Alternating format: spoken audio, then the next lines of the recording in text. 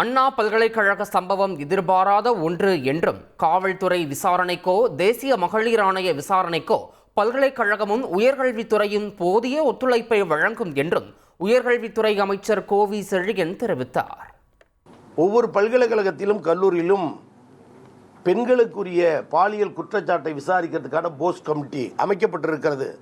அந்த வகையில் அண்ணா பல்கலைக்கழகத்தில் நடந்த அந்த குழுவுக்குரிய கருத்து வரவில்லை என்பதும் எங்களுக்கு கிடைத்த சங்கடமான ஒரு செய்தி. அந்த வழக்கின் உள்நுழைந்து நாங்கள் விசாரிக்க முற்படுகிறோம் என்று சொல்லியிருக்கிறார்கள்.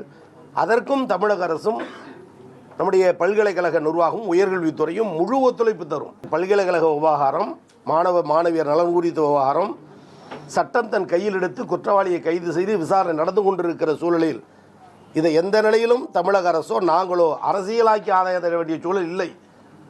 ஒன்றும் கிடைக்காதவர்கள் செய்கிற அந்த அரசியல் தேடலுக்கு, அரசியல் தீனிக்கு உணவு தொழில் என்னைக்குமே நம்மளை கைவிடாது. இங்க ஒருத்தர் சைவ உணவகம் நடத்தி மாசம் 5 லட்சம் ரூபாய் சம்பாதிக்கிறாரு. எப்படின்னு தெரிஞ்சுக்க ஃப்ரீடம் ஆப்பை டவுன்லோட் பண்ணுங்க. இந்த மாணவனுடைய பிரச்சனையை நாங்கள் இரையாக்க விரும்பவில்லை. மேஜர்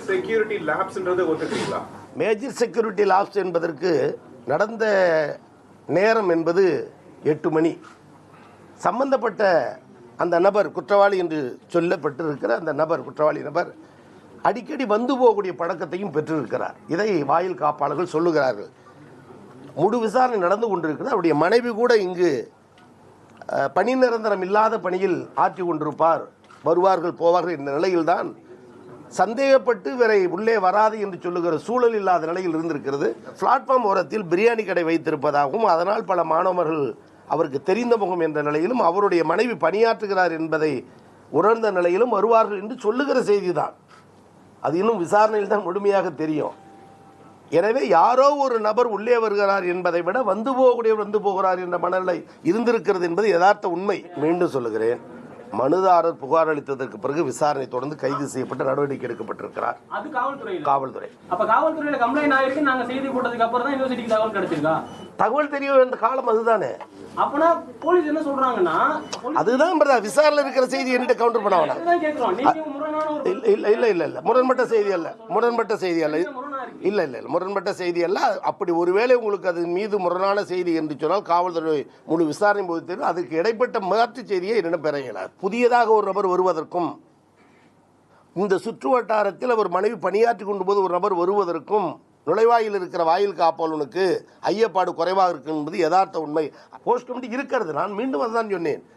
ஏதேனும் எப்படி ஒரு தகவல் தந்திருந்தால் அல்லது இந்த கமிட்டியினுடைய பார்வைக்கு வந்திருந்தால் கூட சொல்லிவிட்டேன். சக மாணவரோ மாணவியரோ இப்படி ஒரு அச்சுறுத்தல் நடந்திருக்கிறது என்று சொல்லியிருந்தால் கூட வழியை விசாரித்திருக்க வாய்ப்பு உண்டு.